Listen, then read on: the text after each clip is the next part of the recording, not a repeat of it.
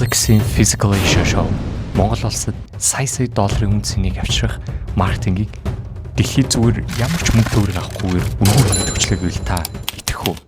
Монголын баг тамирчид хэдийгээр нэгдүгээр байранд орж 1 тэрбум вон авч чадаагүй ч гэсэн түүнээс илүү олон улсын үзэгчдийн дунд Монгол улсаа маш сайн сурталчилж тэгээ цаашлаад Монголын тухай ойлголтыг оронгоор нь эргүүлж чадлаа.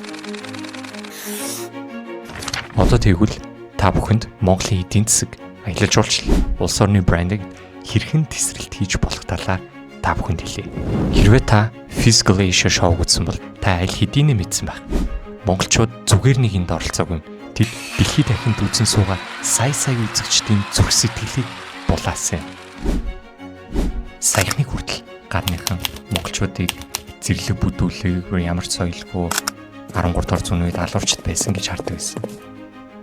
Тэгвэл Physical Asia нэвтрүүлгийн ачаар Монгол хүний уруухан, хүч чадал, төсвөр хатуужл, бусдыг гэсэн инэрх хайрлах сайхан сэтгэлийг хараа зогсохгүй. Онгодан жил уламжлагдсан ирсэн төв соёл, 93 наадам, сүүлийн анги дээр бүр үндэсний хоолой сурчилснаар монголчуудад эрт дээр үеэсээ оюун санаа, бие бэлтэр, төв соёлын хувьд хүчрэг ард түмэн байсан юм а гэдгийг ахин нэг батлан харууллаа. Ер нь яагаад Монголын баг тамирчид Physical Asia Show нэвтрүүлгийн үзэгчдийн дунд асар их дэмжлэгийг авч мөн олон фэнүүдтэй болоод байгаа вэ? 2024 онд Испани их сургуулиудын судлаачдын хийсэн судалгаанаас харах юм бол тухайн контентын дүрийн хөгжүүлэлт нь гүн гүнзгий сэтгэл хөдлөм түүхээр дамжуулан үзэгчдэд хүрэхэд асар гүн сэтгэгдэл төрүүлж тухайн дүртэй холбоотой мэдээллийг мартдаггүй гэсэн үр дүн гарсан юм. Мөн цаашлаад тухайн дүртэй холбоотой гарсан газрууд руу аялах жуулчдын цуваа тасархаа болсон байна. Зарим нэг хүмүүсийн хувьд бүр мөрөөдлийн газар нь болсон байдаг. Тэгвэл Physical Asia Show-ны Монголын баг тамирчдын дүрийн хөгжүүлэлт маш сайн болсон. Монголын өв соёлоор дамжуулан өөрсдийн ондоошлоо дэлхийд дахинд харуулж чадсан. Он удаан жил уламжлагдсан ирсэн соёлын өв тээгч, улсын арсан, Монголын багийн ахлагч Орхон баяр. Гаднаас хатуур ширүүн хинт шийлшгүй мэд харагдах боловч хамгийн тайван хэрнээ марлалах чадвар өндөртэй. Мөн хаяада бас бяцхан шогч цан чанар нь хүчтэй. Гэхдээ бас инэрх хайрлах халамжлах чадвартай гэдгийг харуулж чадсан юм.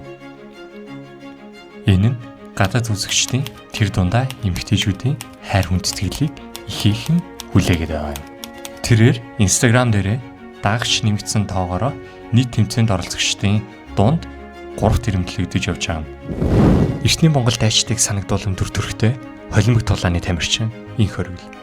Инх Оргилийн хувьд энэхүү шоу нэвтрүүлэгт тулаанч хүний төсвөр төвчээр Монгол эрх үнний эр зөрөг саруул ухааныг харуулад зогсохгүй үзэгчдийн дунд эртний Монгол дайчны дүр төрхтэй оролцогч гэдгээрээ зүрх сэтгэлд нь хоногшсон юм.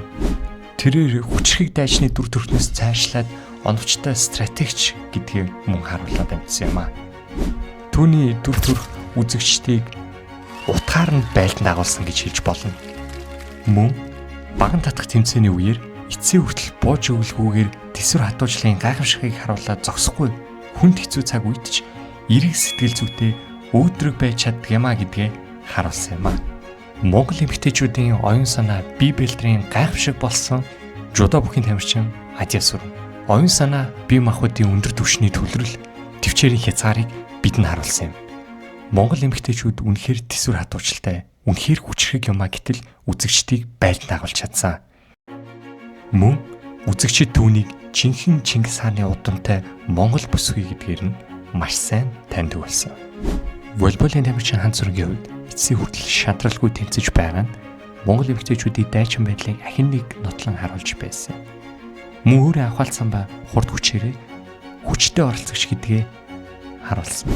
Саксны шгшээ багийн тамирчин Дүлгөөний хувьд багийнхаа алдаа дутагдлыг нөхөн өөртөө оногдсон даалгавраа 100% биелүүлж байгаа нь гайхалтай. Дэлхийд Монголын циркчдийн нэр хүндийг өндөр дүргэн явж буй нарны циркийн лав очир. Ам өрсөн аюултай үзүүлбэрүүдийг хийдэг циркийн ямар өндөр түвшинд бэлтгэгдсэн байдгийг харуулж чадсан юм. Мөн маш олон үзэгчид түүнийг солонгосын жүжигчинтэй ижил царайлаг дүр төрхтэй юм а гэж шагшин биширч байгаа. Биеийн хүч, гайхалтай уян хатан байдал, оюун санааны төвлөрлийг нэгэн зэрэг хослуулж чаддаг түүний чадвар нь энгийн нэгэн авьяас биш юм а. Олон жилийн нүр хөдөлмөрийн үр дүн юм. Түүний хатуу чанга сургуулилт өндөр түвшний сахилга бат энэхүү тэмцээнд байх ёстой оролцогч юм а гэдгийг дахин баталж харуулсан юм. Сүүлийн шатны тэмцээн дуусахад Монгол улсын тугнаас айдас авч байгаа нь монголчуудын ямар өндөр түвшний соёл хүмүүжлэлтэй вэ гэдгийг дэлхийд харуулсан юм. Иймд түүнийг үзэгчид зүгээр нэг оролцогч бос. Дэлхийд онцгой авьяас чадвараараа гайхагдсан Монголын бахархал хэмээн биширч хүндэлж байгаа юм а. Монголын багийн нийт тамирчид шоу нэвтрүүлгийг эхэлснээс хойш тэсвэр төвчээр сэтгэлийн хад, монголч ухаан, оновчтой стратеги тактикуудыг хэрэгжүүлж хатуу чанга сорилтуудыг давж байгаа нь үзэгчдэд гүн сэтгэгдэл төрүүлсэн юм. Мөн энд заавал дуртахгүй болохгүй нэг зүйл байсан нь нэгнийхээ алдаа дутагдлыг нөхөн атгсан гар шиг нэгдэн нийлж даалгавруудаа биелүүлж байгаа нь бид нэгдэж чадвал ямар хүчрхэг байдаг вэ гэдгийн тод илэрхийлэл болж үзэгч олонд урам зориг өгсөн юм.